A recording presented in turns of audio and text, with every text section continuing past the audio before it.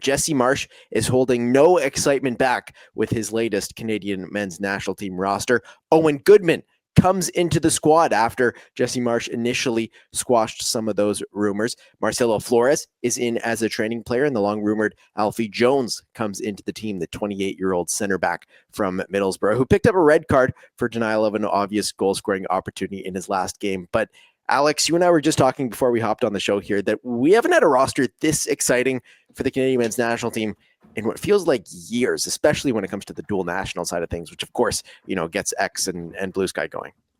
Yeah, I was going to say the squad, your level of excitement might depend on how much you trawl through Reddit and things of the like, because I think there's, people who frequent that sort of domain. Hey, I'm guilty as anyone of scrolling through Reddit. So I do see some of the shenanigans posted on there, for better and for worse. You love it. And I mean, I guess if you don't trawl Reddit, if you're not a big dual nationals guy, maybe they'll be actually the opposite. I have seen a bit of that sentiment sometimes of, man, too many dual nationals. But us here on NFP, we love a good dual national. So I think the real winner of this window is the lawyers. Clearly some lawyers have put in some big work. Owen Goodman previously didn't appear to be eligible. Obviously his was a bit of a strange case because his dad had links to Canada, but there's questions about a passport. Obviously that's been clarified. Alfie Jones, one of the beneficiaries of the law changes with grandparents and citizenship. And Marcelo Flores, technically a completely different law, the one a few years ago about making X amount of appearances before 21 and not, playing in certain tournaments. He remains eligible, although this seems a bit more window shopping than it does. Jones and Goodman, those are two dual nationals that very well will probably crack the World Cup squad if they played at their level. Whereas Flores, I think, is doing this as much for him as much as Jesse Marsch is doing his due diligence on, a talented player, although one that has not come close to the heights I think many hoped he hit when he was once upon a time in the Arsenal Academy. So busy squad just from that alone. And, that's half the talking points. We're still missing a lot of key regulars back in and some missing out as well.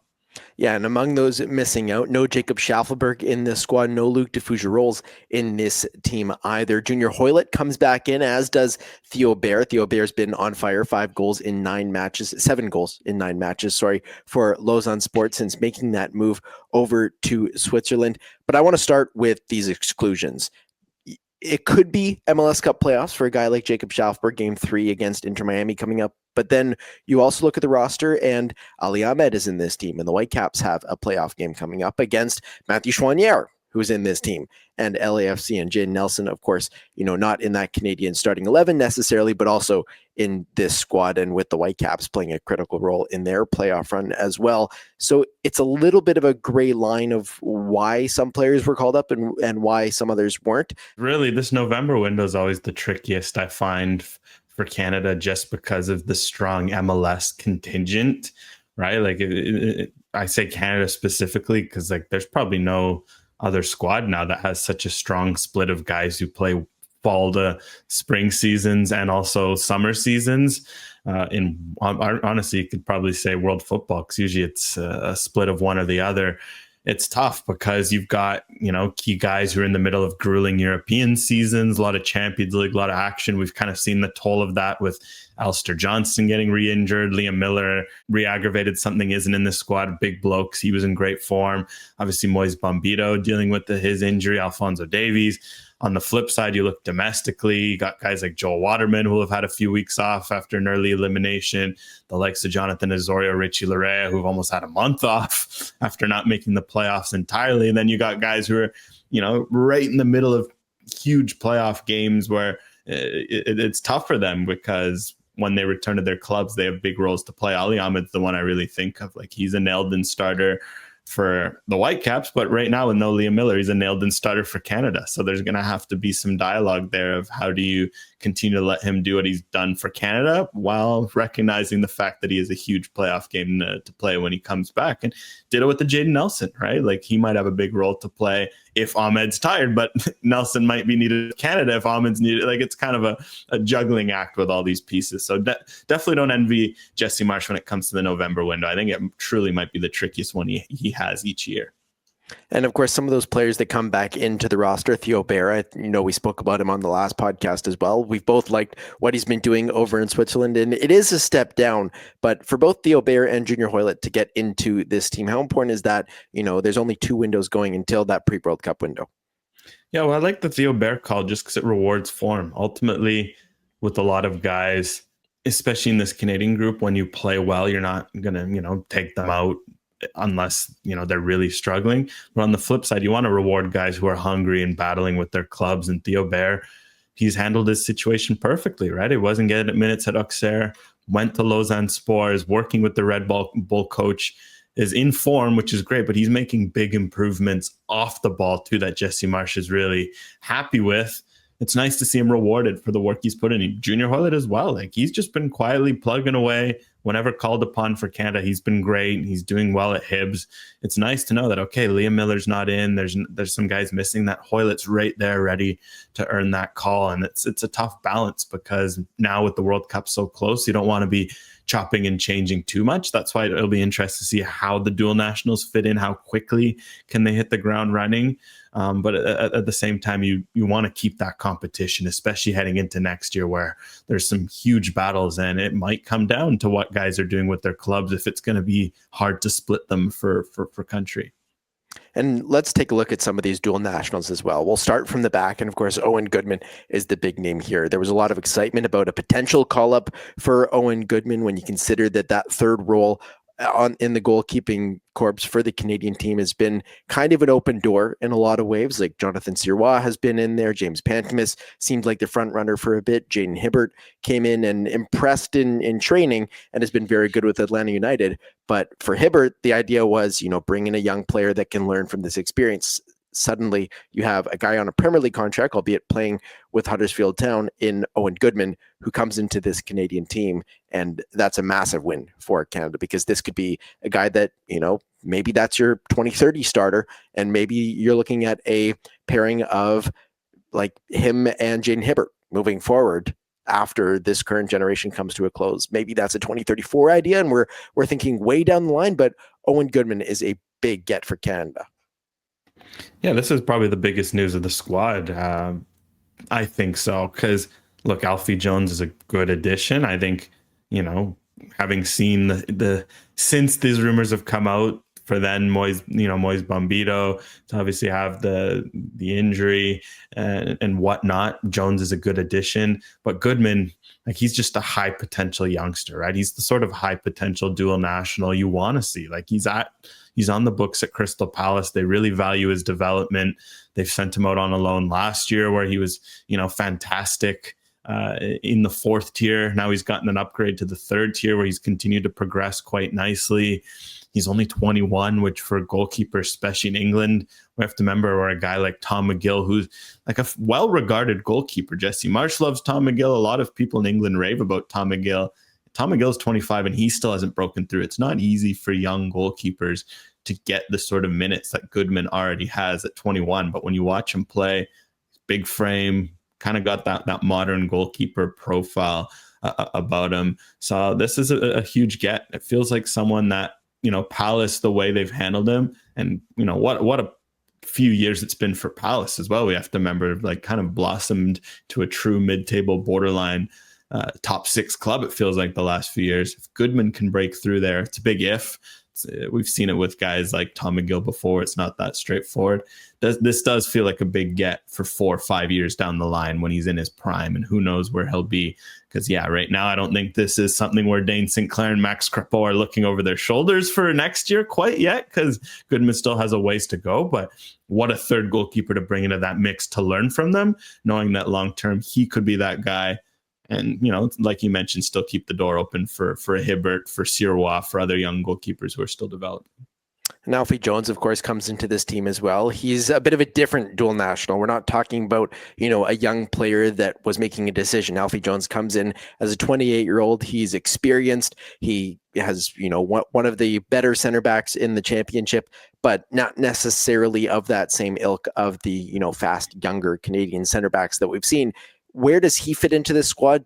Do you think he's going to, step in and start alongside a Derek Cornelius in this camp? Of course, no Luc de Fougerolles there, and of course, no Moise Bombito as well.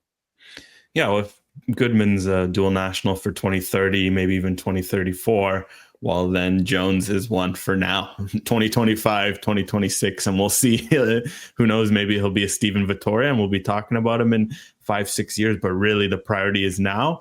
And I mean, he comes in at a great time because Moise Bombito obviously injured. We know that. But there's no Luc de Fougerolles in this squad as of now. As of recording, we don't have any updates, but we have a few things we have to remember with de Fougerolles. He dealt with some, bit of a muscle issue during the Montreal, New York camp. He missed the first, or he didn't start the first game against Australia because of that discomfort. His last game, as of recording, he was an unused substitute completely for FCV Dender. So you do wonder, again, maybe we'll hear more by the time this comes out, if there's a reoccurrence of this discomfort. Jesse Marsch knows who he is, doesn't want him traveling, transatlantic just to come in and play these games. And all of a sudden that allows you to really get a look at Alfie Jones. And, maybe that, will it be, too soon to start him? Who knows? Perhaps.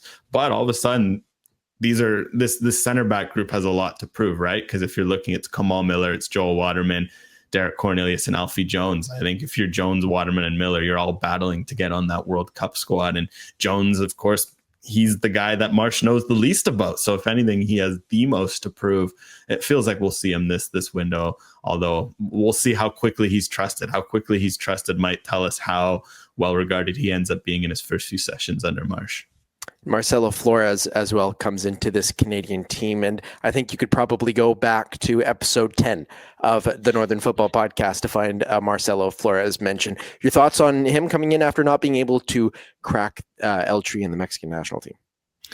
Yeah, I think this is one where Jesse Marsch, sometimes, like we say with dual nationals, it's a delicate dance. And sometimes you have to look at the bigger picture. And I think that's what's clear with here. Like, is Marcelo Flores someone that's going to be impactful for the national team in 2025?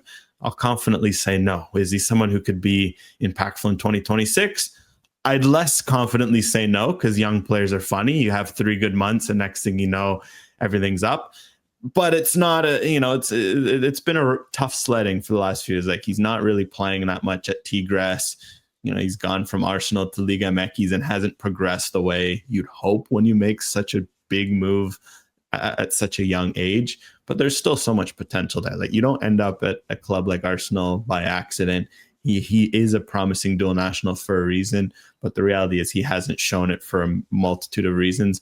What's nice with a call-up like this, it's the confidence, right? He's clearly been just lost in the shuffle of Mexico. All of a sudden, there's a chance for him to be in a national team environment around top-class players, to remember what he is as a player, his potential, and if that can reignite his form with Tigres, fantastic. If not, then you brought him in as a trading player. No harm, no foul, no switches were filed, none of the sort. So this makes sense for both parties. Is it a move where, like many have mentioned, is this one that I felt Canada has to be making at this point? No, but sometimes this sort of stuff can pay down the road. And I think the way that it's been done, where again, he's a training player, he's not in the squad, there's no guarantees. This feels like a pretty perfect scenario considering the player in hand and where Canada is at. And you're looking at, 2 games against some challenging opponents as well in Ecuador and Venezuela. Of course, that Venezuela match seemed to be up in the air for a bit of a moment, but has been scheduled for its presumably scheduled time and what it was previously. But when you look at these 2 opponents, is this too much shuffling around with the roster to make these games worthwhile? Or is this, just on that borderline that these games, it's still the core of this Canadian team? Yeah, I think ultimately you've got the crux of what you have and what you need. You got both your goalkeepers. You still got Derek Cornelius. You got Richie Laret, who's been fantastic. More Nico Seeger, who's been great. These are huge opportunities for all those 3 with all the injuries and all the new faces coming in. In midfield, you're still, you got Eustachio, who has seemed immune to his, lack of minutes at Porto. He always plays well with Canada. You got a bunch of midfielders still hungry to prove it. You still got Ali Ahmed and Tajon Buchanan, who have been your first choice wingers. And of course, you got Jonathan David. And which one of Tani Oluwaseyi, Kyle Larin, Promise David, or now Theo Bair will it be? The eternal question. I think that most of the changes are on the periphery, and the way it is, like worst case scenario with all these guys, like you're not dropping them in and they're disrupting much. Like Goodman's coming in to be the third goalkeeper. Jones is coming in to battle for that 3-4 spot, and Flores is in as a training player. I think that's good. It just adds a bit of a different look, a bit of a different hunger to the group, and hopefully that reflects itself. And if anything, I'm excited. In terms of on field, I'm more excited by the likes of Hoylett and Theo Bair, because I think they can bring something real different to this group, as much as the dual nationals are fun to look at.